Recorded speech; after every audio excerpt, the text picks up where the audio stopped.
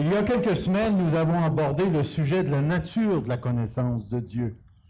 Nous avons distingué entre connaître Dieu ou la connaissance de Dieu et la nature de la connaissance de Dieu. C'est-à-dire, notre but n'est pas de montrer ce qu'il faut faire pour connaître Dieu, mais plutôt de faire une description de cette connaissance-là.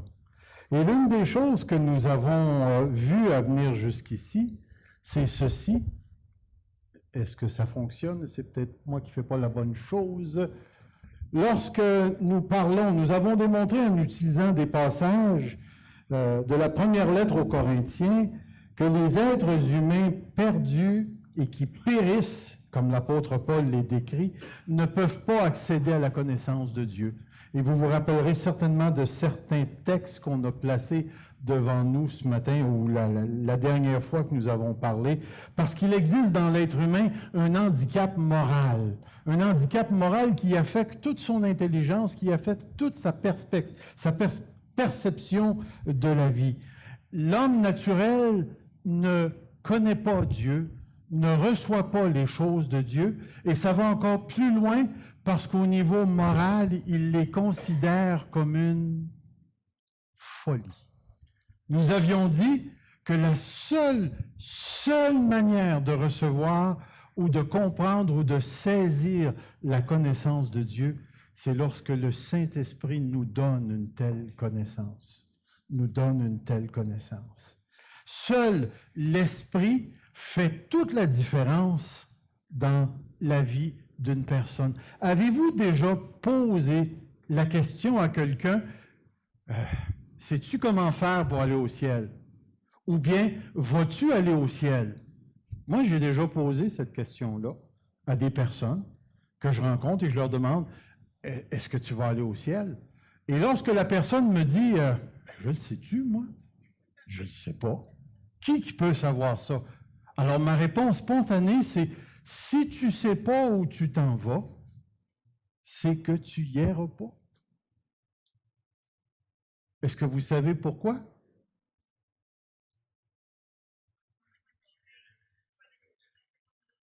Parce qu'une fois que tu es sauvé, tu connais. Une fois que tu es sauvé, tu sais. Une fois que tu es né de nouveau, tu as en toi une connaissance qui t'a été transmise par l'Esprit, qui te touche directement et qui t'implique directement. Tous ceux et celles qui ont rencontré le Seigneur Jésus-Christ comme leur sauveur personnel et qui l'ont aimé, qui se sont soumis à lui pour faire sa volonté, ont nécessairement, obligatoirement subi l'action du Saint-Esprit. C'est impossible qu'il en soit de nouveau, c'est-à-dire qu'il en soit autrement. Ils sont nés de nouveau puisque la connaissance de Dieu, elle est spirituelle et elle s'obtient que par la personne du Saint-Esprit.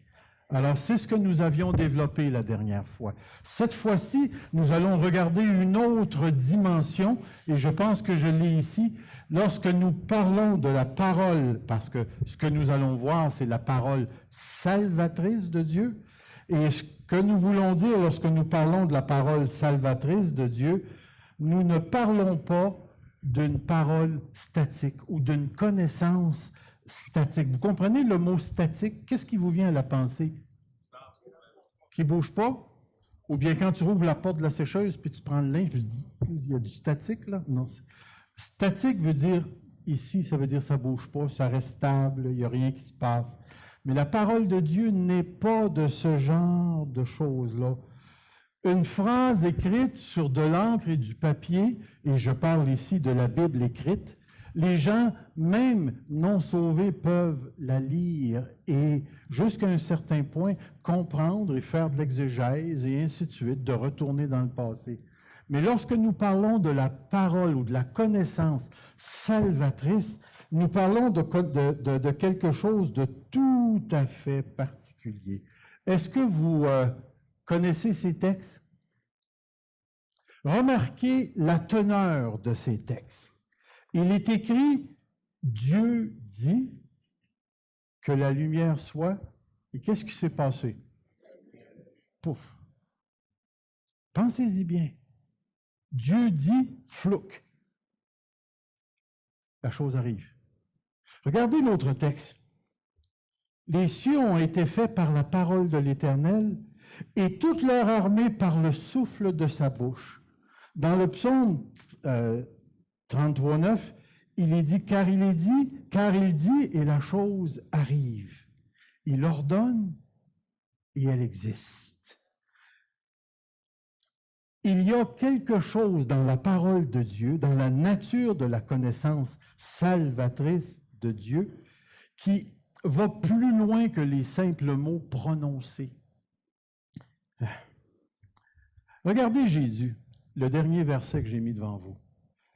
Le lépreux s'approche de Jésus et va lui dire ceci, « Dis seulement une parole et je serai guéri. » Avez-vous déjà entendu ça de la bouche d'un docteur?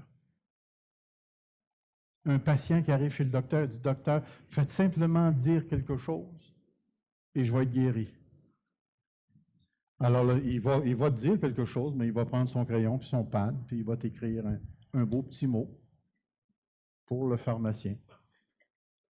Mais ce qui est important ici à saisir, pouvez-vous m'expliquer ce qui se passe?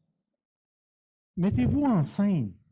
D'un côté, vous avez Jésus qui est là, qui est présent, et de l'autre côté, vous avez le lépreux. Ici, Jésus dit, « Je le veux, sois guéri. » Et celui qui est là reçoit cette parole-là, puis il se passe quelque chose de physique dans son corps. Pensez bien là, le gars, il fait juste faire passer de l'air entre ses dents en utilisant sa langue pour prononcer des paroles comme je le fais présentement. Et l'autre gars ici a une expérience physique. Comment on explique ça? Oui, oh, mettez les mots spirituels, surnaturels, mettez tout ce que vous pouvez mettre.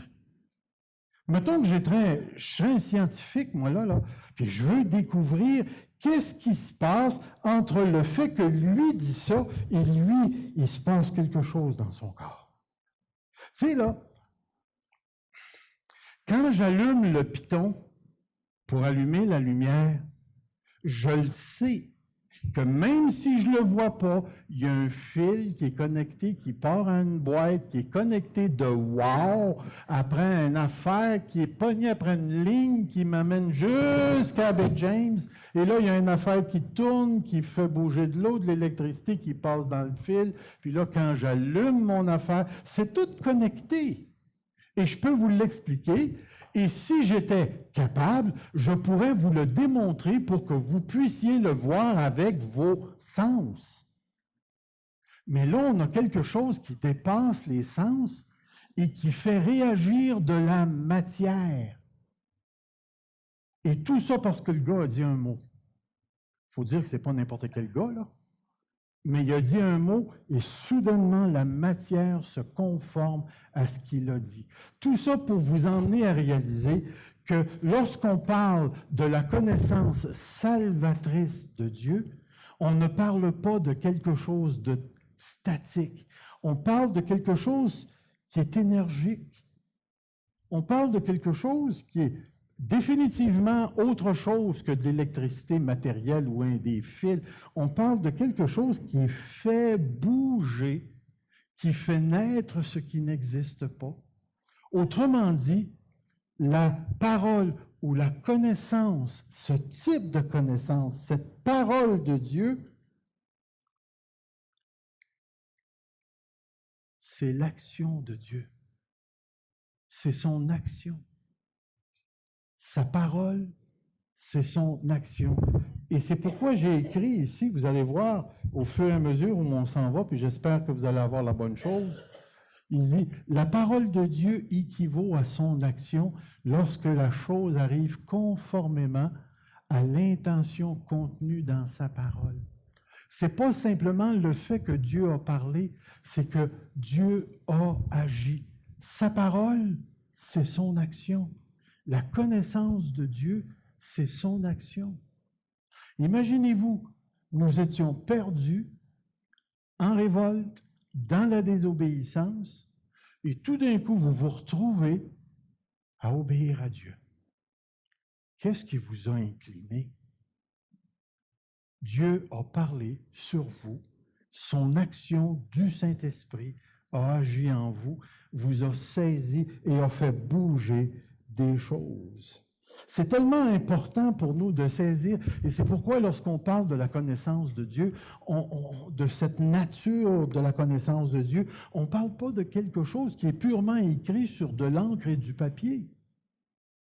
C'est que même si l'encre et le papier, on l'appelle la parole de Dieu, n'oubliez jamais que c'est vivant, ça produit quelque chose, c'est le Dieu en action.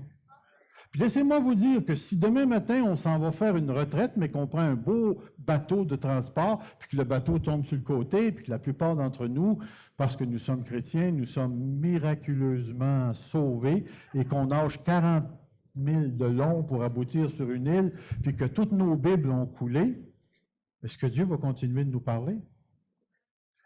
La parole de Dieu, c'est large, c'est englobant, c'est là, c'est actuel, ça nous parle. C'est tellement important de saisir cette chose-là. Ici, une autre chose que je veux mettre devant vous ici, c'est que le mot « sauver », ça aussi c'est tellement important. Le mot « sauver » ou le mot « salvateur » ou « salvatrice », le mot « salut » veut dire « délivrer ». Vous le saviez? Lorsque vous avez été sauvé, vous avez été délivré. Et remarquez la nature de la phrase que j'utilise. C'est pas que vous êtes délivré. Vous avez été délivré.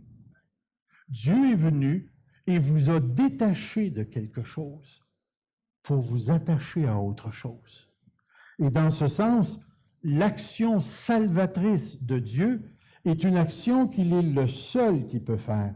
Comme on dit dans le dictionnaire, le mot « sauver » signifie se soustraire ou être rescapé, ou rescaper une personne ou une chose d'une condition négative au tragique, de sorte que la personne qui échappe aux conséquences de la dite tragédie. En d'autres mots, la personne échappe aux conséquences funestes de sa condition malheureuse ici. Et dans la parole de Dieu, dans la sphère du religieux, être sauvé signifie définitivement 3 choses, au moins. C'est-à-dire être délivré de la mort. Délivré de la mort, du péché et de la chair. Dans la parole de Dieu, lorsqu'une personne est sauvée, cette personne a été arrachée de la condition de la mort, elle a été arrachée de l'esclavage du péché et elle n'est plus dans ce que la parole de Dieu appelle la chair, c'est-à-dire l'existence sans Dieu. La deuxième chose, c'est que la délivrance de Dieu implique nécessairement le don de la vie éternelle et le pardon des péchés.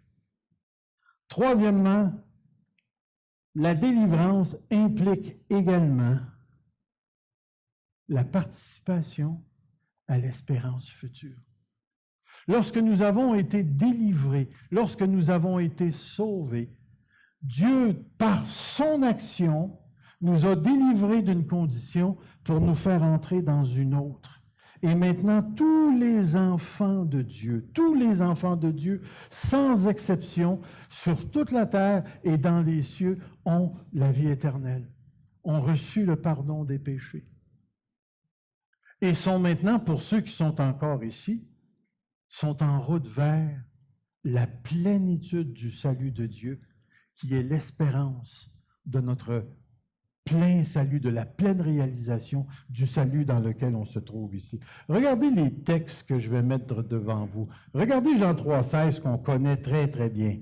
Il dit, « En effet, Dieu a tant aimé le monde qu'il a donné son Fils afin que quiconque croit en lui sortent de la condition du périssage, ne périssent point, soient dans une condition de perdition, de destruction, mais qu'il ait la vie éternelle.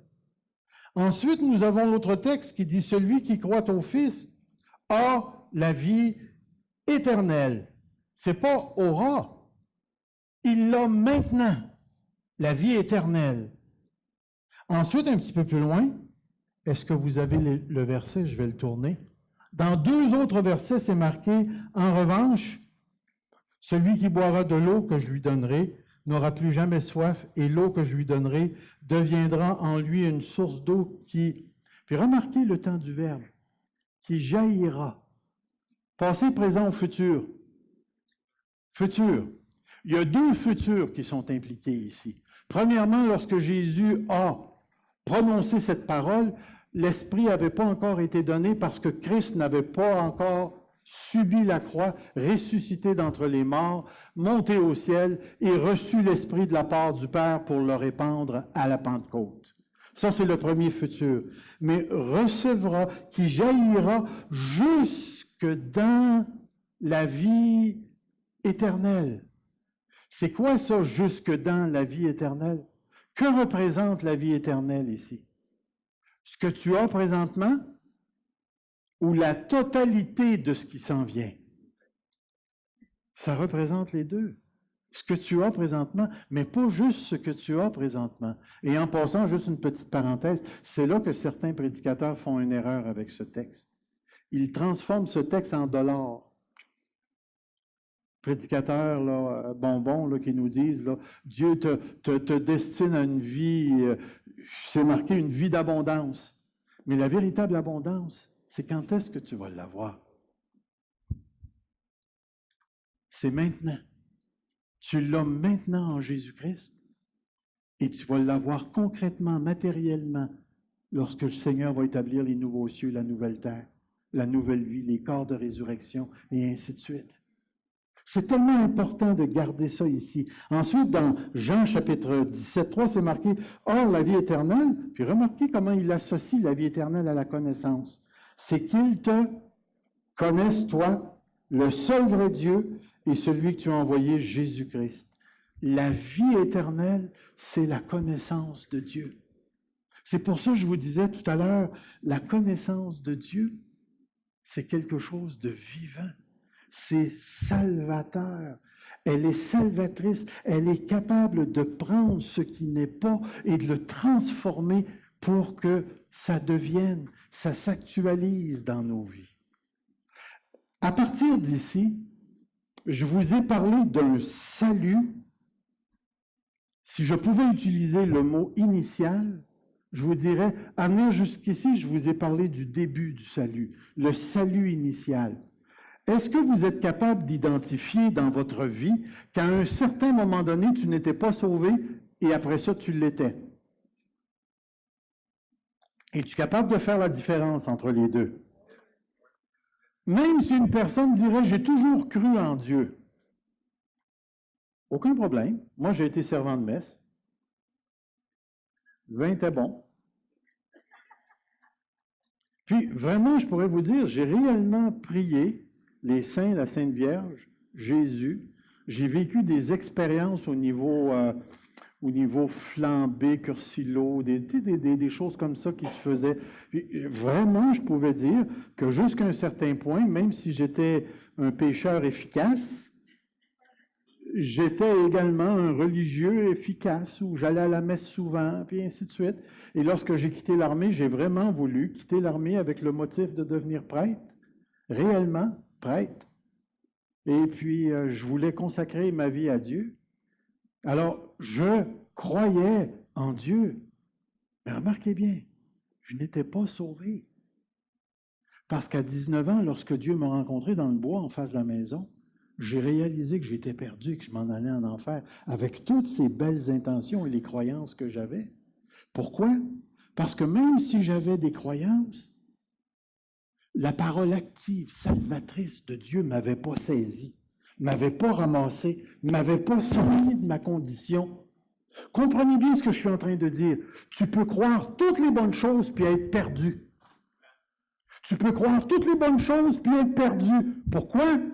Parce que la seule chose qui sauve, c'est lorsque Dieu te saisit d'une manière salvatrice. Et qu'est-ce qu'il fait? Il te prend dans le péché pour te transporter dans le royaume du Fils de son amour. Et ça, il n'y a pas une religion, il n'y a pas un prêtre, un curé, un gourou, ce que tu voudras, qui est capable de produire cette affaire-là.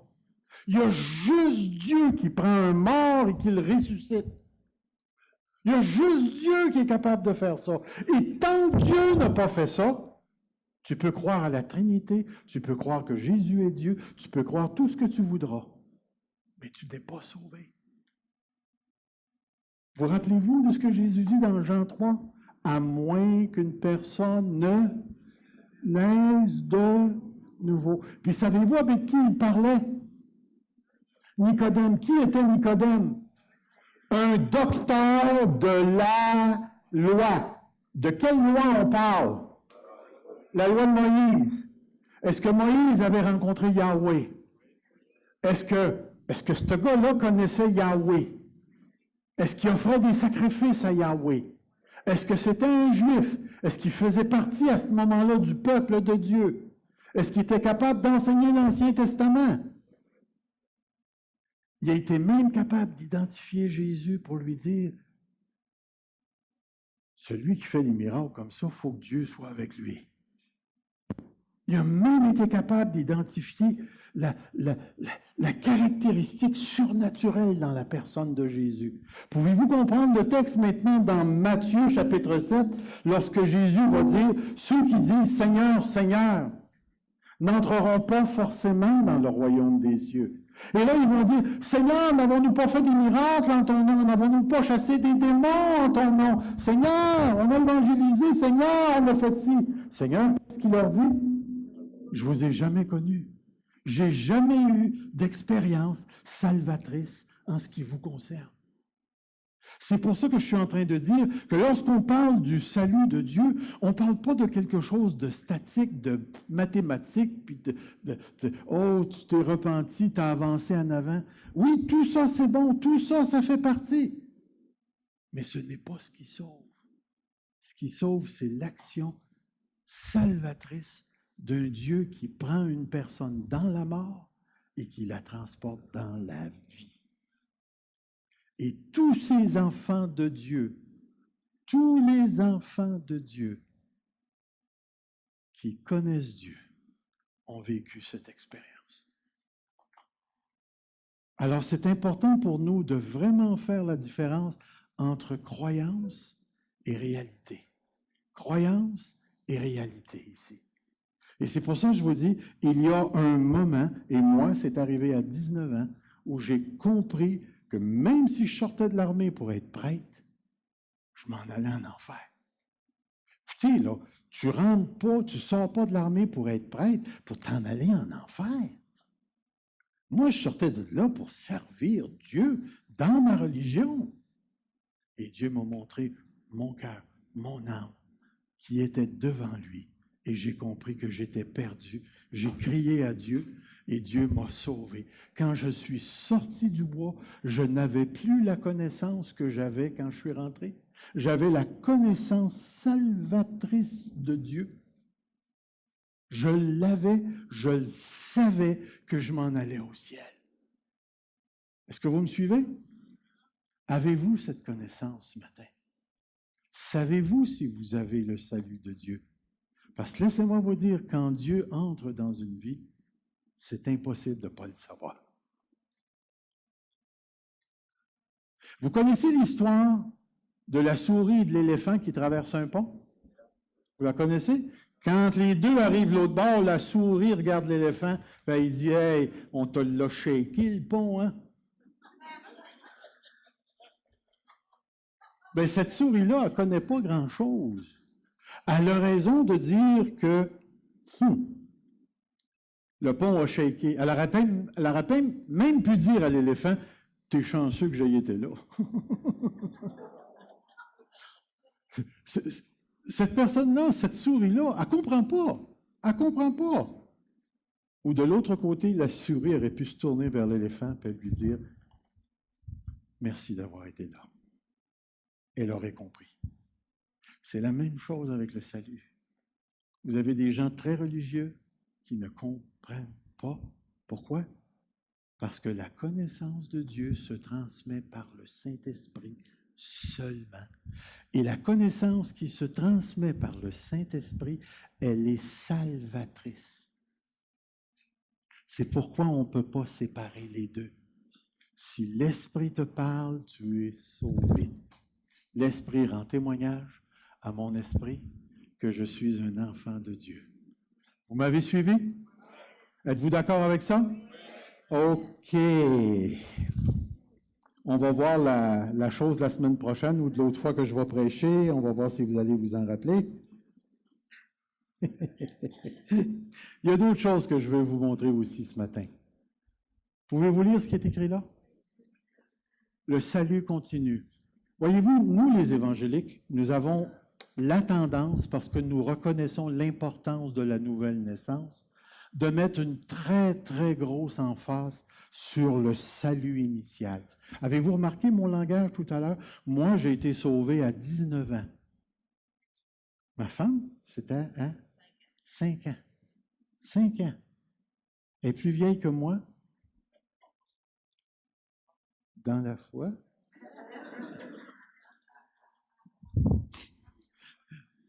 L'idée ici, oui, c'est quoi l'idée? Je l'ai oublié, là. OK, c'est ça l'idée. L'idée, c'est qu'on met l'emphase sur le moment initial, parce que le moment initial est, comment je vous dirais, c'est le moment existentiel le plus important. Est-ce que vous avez eu des enfants, mesdames, messieurs, pères de famille, mères de famille? Vous avez eu des enfants? Vous rappelez-vous de la date qui est venue au monde? Oh boy! Moi, je me rappelle la première fois que je suis devenu père, j'ai mangé du spaghetti. Je n'ai pas pu assister aux accouchements, puis je me suis dit, OK, je vais aller fêter ça tout seul. Je me suis ramassé au resto à manger un gros spaghetti. Depuis ce temps-là, je mange gros. Mais l'idée, c'est que je me rappelle quand Julie est venue au monde. Je me rappelle quand Mimi est venue au monde. Je me rappelle quand Ben est venu au monde. Je me rappelle parce que c'est le moment initial. C'est le moment où on devient enfant de Dieu. Oh, excusez-moi, enfant de Pinard. Mais est-ce qu'ils ont cessé d'être enfants de Pinard après? Et c'est pour ça, ici, je parle du salut continu. Qu'est-ce que je veux dire par là? C'est que la délivrance, c'est-à-dire le salut, n'est pas salut initial seulement. Il est aussi une expérience continue, continuelle, et une expérience transformante qui est orientée vers un but précis, selon Dieu. C'est-à-dire, la plupart des ouvrages de théologie systématique, sous la rubrique doctrine de la grâce ou du salut, nous retrouvons la grâce, la justification, l'adoption, la sanctification, la persévérance des saints. Toutes ces doctrines, bien clairement définies dans les livres de théologie, ne sont pas nécessairement définies de cette manière-là dans les Écritures, dans le Nouveau Testament.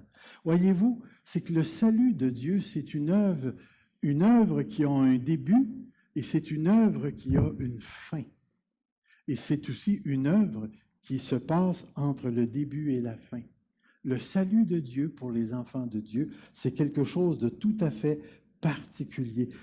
Et c'est pour ça que nous allons retrouver dans les Écritures, et j'espère que j'ai le bon texte. Si vous pouvez lire le texte ici, nous avons le fameux texte dans les Écritures, dans la lettre aux Corinthiens, car il dit « La prédication de la croix est une folie pour ceux qui périssent. » Mais qu'est-ce qu'il dit ensuite? « Pour nous qui sommes sauvés, elle est puissance de Dieu. » OK? Mais ce qui est intéressant dans le verset, c'est la part. Est-ce que je l'ai souligné en noir? Est-ce que vous le voyez en noir? Nous qui sommes sauvés. Pour les étudiants de première année de grec, là, c'est intéressant cette phrase-là. Parce que nous avons ici un présent, comment est-ce qu'on l'appelle? Un présent passif continu. Un présent passif. Regardez bien, je vais vous mettre des versions qui sont différentes ici. Est-ce que vous pouvez lire la Tob ou la Nouvelle Seconde qui dit « En effet, la parole de la loi est une folie pour ceux qui vont à la perte, mais pour nous qui sommes sur la voie. » Ici, c'est-tu marqué en train? OK. Oh, excusez, moi, c'est vrai, oui. L'autre, c'est marqué en train d'être sauvé. Puis, il y a une autre version aussi qui va dire Darby qui obtenons le salut. Voyez-vous, il y a une idée dans ce verset-là que le salut a un commencement et le salut se continue au fur et à mesure qu'on s'en va dans la vie chrétienne. Et finalement, Jésus revient, on ressuscite et on entre dans la plénitude du salut que Dieu nous a donné. Ce que je suis en train de dire ici, c'est que le salut initial se continue tout au long de notre vie. Maintenant, pour que vous puissiez saisir réellement ce que je veux vous communiquer, prenez la phrase « Ce dont je vous parle ce matin, c'est du salut qui se continue tout au long de notre vie. » Changez le mot « salut » dans la phrase par « délivrance ». Ce dont je vous parle ce matin, c'est de la délivrance qui se continue tout au long de notre vie. Délivrance qui se continue tout au long de notre vie. Délivrance qui se continue. Et lorsque je me mets à réfléchir dans cette optique-là, je trouve quelque chose de très, très, très intéressant. Parce que ça donne une nouvelle saveur à ce qui se passe dans ma vie présentement. Non seulement j'ai été retiré pour être placé dans le royaume du Fils de son amour, mais la conception du salut continu, c'est que ce salut-là continue à produire son fruit dans ma vie présentement jusqu'à ce que j'arrive au salut. Autrement dit, si le salut, c'est l'action de Dieu qui me prend et qui m'arrache d'une condition, c'est aussi l'action de Dieu qui aujourd'hui, présentement, dans ma vie actuelle, à l'âge où je suis rendu, qui pendant toutes ces années a travaillé mon âme, travaillé ma vie, à travers toutes les expériences que j'ai vécues, pour installer progressivement la réalité de ce salut-là dans tous les raccoins de ma vie, dans toutes les expériences de ma vie. Et nous autres, on a un beau mot pour ça, on appelle ça la sanctification. Très, très, très intéressant ici.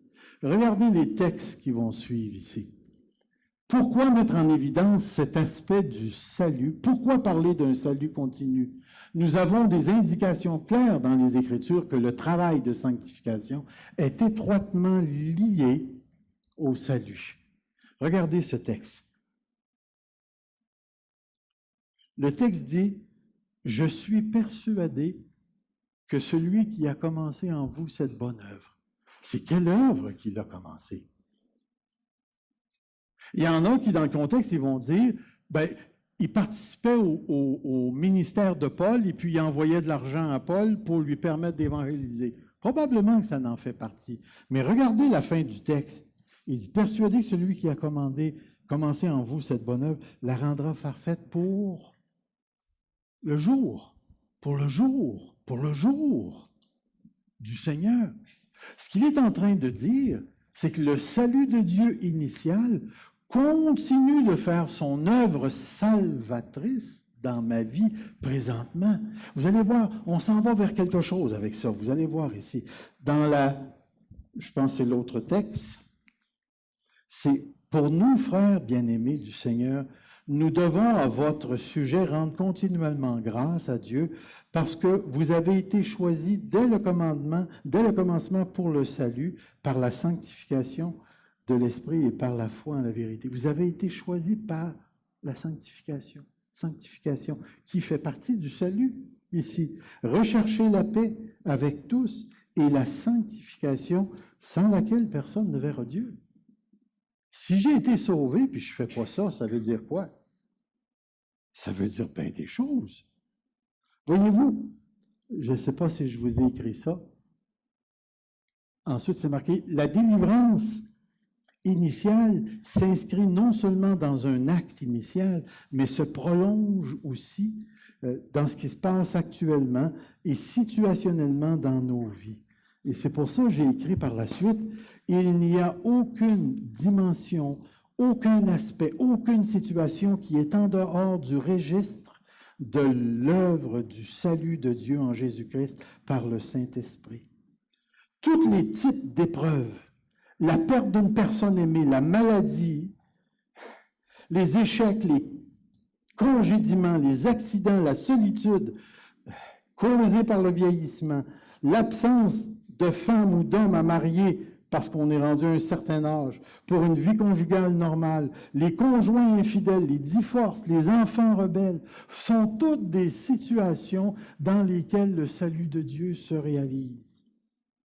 Toutes les luttes intérieures secrètes des croyants contre les jugements, la calomnie, la pornographie, l'absence, le combat contre les diverses possibilités d'assouvir les passions sexuelles en dehors du cadre divin, la peur de ne pas en avoir assez, la retraite, les frustrations dans les églises, les relations tendues, parfois même irréparables, les abus de boissons, de nourriture, les addictions, etc., etc.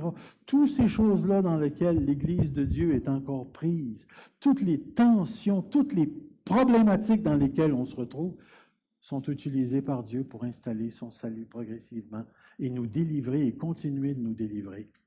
Écoutez, la vie que Dieu donne ne se vit pas en théorie. Êtes-vous d'accord avec ça?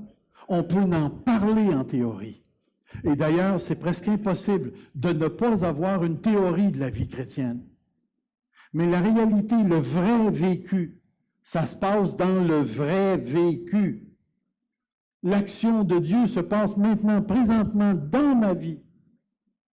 En ce moment même, avec les luttes que j'ai à l'intérieur, les perceptions de la réalité que j'ai, le moment où je suis rendu dans ma vie, ma santé, et tout ça forme la situation dans laquelle le salut de Dieu, cette action salvatrice de Dieu, cette connaissance de Dieu s'installe progressivement dans ma vie.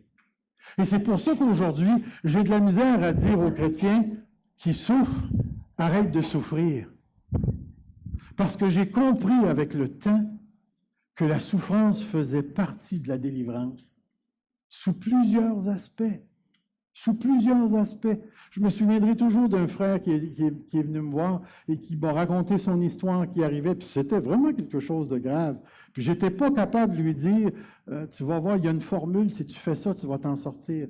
La chose que je lui ai répétée le plus souvent, c'est que si tu persévères, tu vas en voir le fruit. Si tu persévères, tu vas en voir le fruit. Si tu persévères, tu vas en voir le fruit.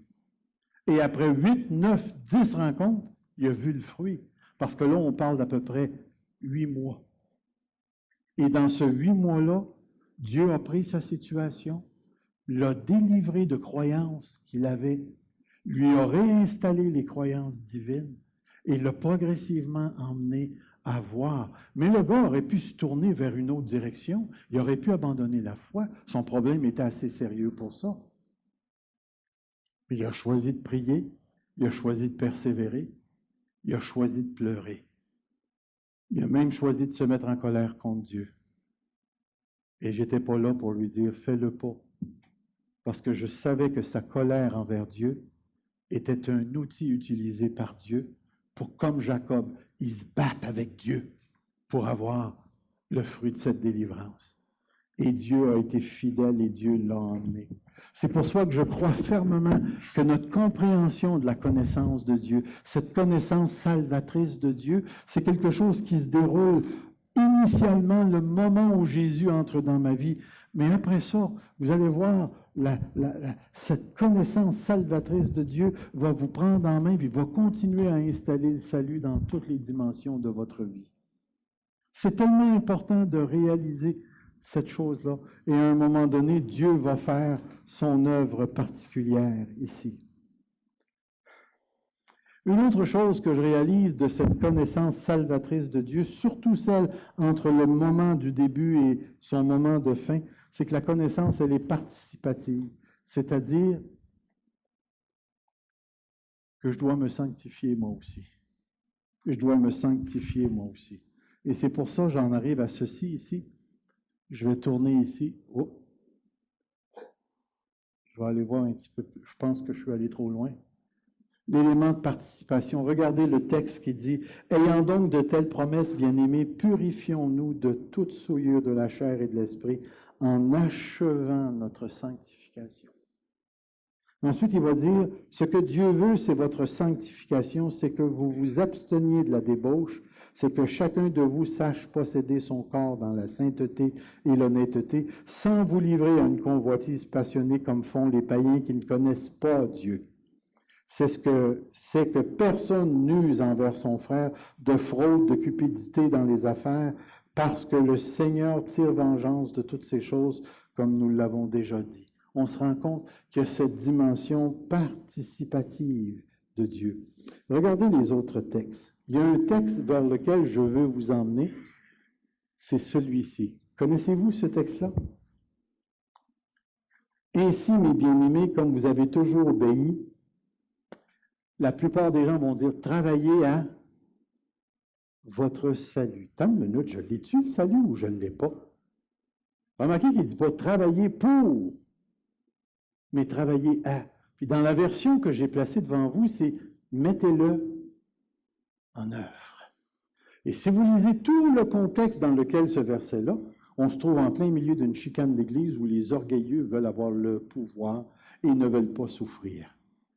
Parce que l'Évangile dérange et l'Église a commencé à être persécutée. Et le Seigneur va leur dire, il vous a été fait la grâce non seulement de croire, mais aussi de souffrir. Et là, après ça, il va présenter une image du Christ. Écoutez, s'il y a quelques sentiments en Christ, quelques ci, quelques ça, puis c'est sûr que Christ s'est humilié, et ainsi de suite, puis il va dire, mettez votre salut en œuvre. Travaillez à votre salut. Puis si vous remarquez, c'est au pluriel. Donc, ça veut dire qu'il ne parle pas aux individus, il parle à l'Église.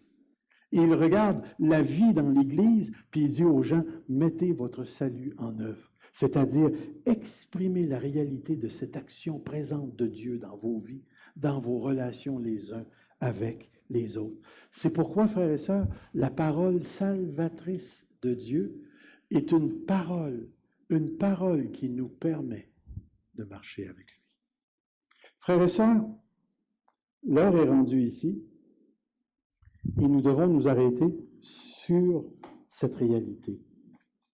Dieu agit en nous. Son travail, il est salvateur. Salvateur. Dieu n'a pas fini avec toi. Il y a encore quelque chose dans ta vie qui a besoin d'être délivré. Et si tu ne le vois pas maintenant, ben tu vas le voir à un certain moment donné. Et Dieu va faire son travail dans ta vie. La dernière parole que je veux dire, puis je vais faire comme Raymond, je vous promets que j'arrête là après. Résistez pas. Soumettez-vous. Car le travail salvateur de Dieu produit une connaissance dont on ne veut plus jamais se départir. Courbons-nous devant Dieu. Que ton nom soit béni, Seigneur. Et Père, comme tu nous as sauvés, nous sommes en train d'être sauvés. Comme tu nous as donné la vie éternelle, cette vie éternelle est en train de produire son fruit. Comme tu nous as délivrés du péché, la réalité de cette délivrance s'installe dans nos vies. Je veux te remercier de ce que tu es un Dieu trop intelligent pour que nous puissions tout comprendre. De ce que ta connaissance, Seigneur, nous emmène à nous émerveiller en toi. Père éternel, merci de ce que tu as fait connaître ces choses aux petits-enfants, mais que tu les as cachées aux intelligents. Et que tu as montré ta grâce non seulement dans un moment glorieux de salut, mais dans la continuité de ce salut qui progressivement s'installe dans nos vies, jusqu'au moment où tu nous appelleras par la mort ou par l'enlèvement à nous présenter devant toi et à entrer dans la glorieuse création que tu tiens en réserve pour tous ceux et celles qui continuent de croire en toi. Merci, Père. Merci, Père, pour ce salut, cette connaissance de ton salut qui nous transforme. Dans le précieux nom de ton Fils. Amen. Que Dieu vous bénisse.